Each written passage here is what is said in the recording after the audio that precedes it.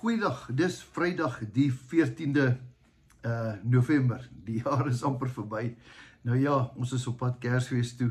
En elke jaar sê ek dit hierdie tyd van die jaar, maar dit is so belangrik dat ons weet dat so gaan die tyd verby. En ek en jy het nog so baie goed wat ons nog wil doen. Ons wil nog 100 jaar leef met baie dinge wat ons nog wil doen. Maar vandag kan 'n keuse wees dat dit wat ons moet doen, moet ons dalk vandag doen. En dit is 'n baie belangrike stelling wat ek maak, nee, want baie keer ons osself van baie seëninge omdat ons verkeerde goed doen. Ja, jy is heeltemal reg. Ek gaan gou vir jou iets, gaan ek gou 'n bietjie vir jou help vandag.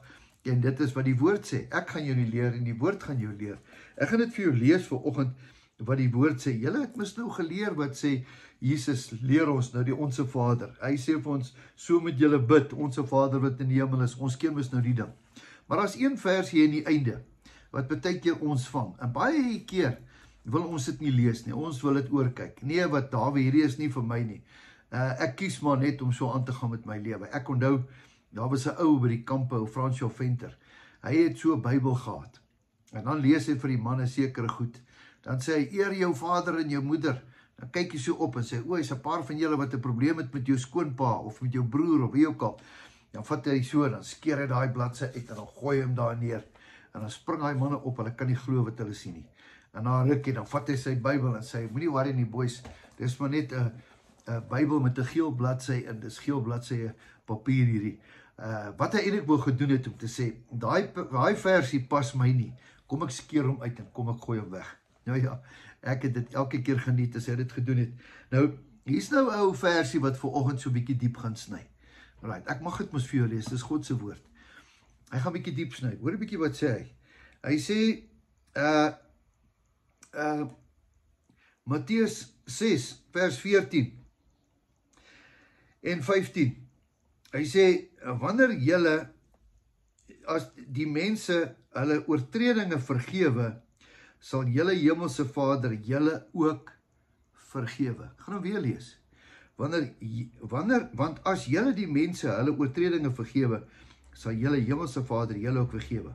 Maar as julle die mense hulle oortredinge nie vergewe nie, sal julle Vader julle oortredinge ook nie vergewe nie. Wie sê dit? Wie sê dit? Moses, Paulus, Dawid, Johannes, Jesus sê dit. Elke woord wat Jesus gesê het, was die waarheid.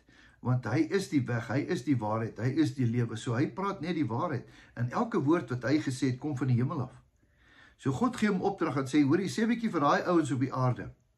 As julle kies om nie mense te vergewe nie, dan kan ek nie julle gebede verhoor nie.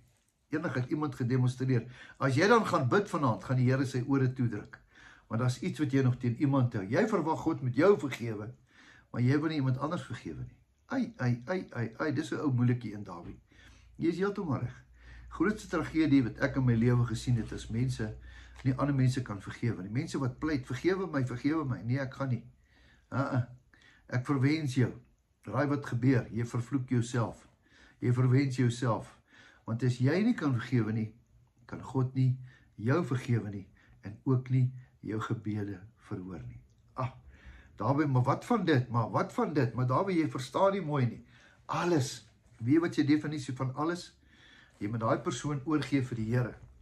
Jy sien, die straf kom jou nie toe nie. Die straf is vir die Here. Hy kies daaroor. En daarom is dit belangrik dat jy daai persoon, ek kies om daai persoon te vergewe. Ek kies dit sodat die Here my gebede kan hoor. Moeilike ene, kan ek saam met jou bid vandag? Wie ook al voor jou nou staan, hier in jou kop, dat jy daai persoon kan vergewe, vryspreek en laat gaan. Gee hom vir die Here, gee haar vir die Here. Dit het niks met jou uit te waai nie. Ek en jy het 'n opdrag. As jy wil hê God met jou vergewe, moet jy iemand anders eers vergewe. Kom ons bid. Here, dit is so moeilik wat mense aan ons gedoen het. Mense het ons gebreek, Here. Hulle het ons stikkend gemaak, Here. Ek kies nie vandag om bitterheid te hê nie. Ek kies nie, Here. Ek kies om vry te wees. Ek gee daai bitterheid vir U. Ek gee hierdie persoon nou vir U, Here, sodat ek kan vry wees. Here, ek spreek daai persoon vry. Ek seën daai persoon, sodat U my gebede kan verhoor. Dawid sê, skep vir my 'n reine hart, o Here. Help my, Here. Ek loof en prys U naam. Amen. Mag jy 'n wonderlike geseënde naweek hê. En ja, weet jou beste lê voor. En vergewe en vergeet. Iemand het eendag gesê, om nie te vergewe nie, beteken jy drink die gifpil en jy hoop jou ander ou gaan dood. Gee dit vir die Here. Hy het klaar gesterf op die kruis daarvoor. Totsiens, tot 'n volgende keer, jou beste is op pad.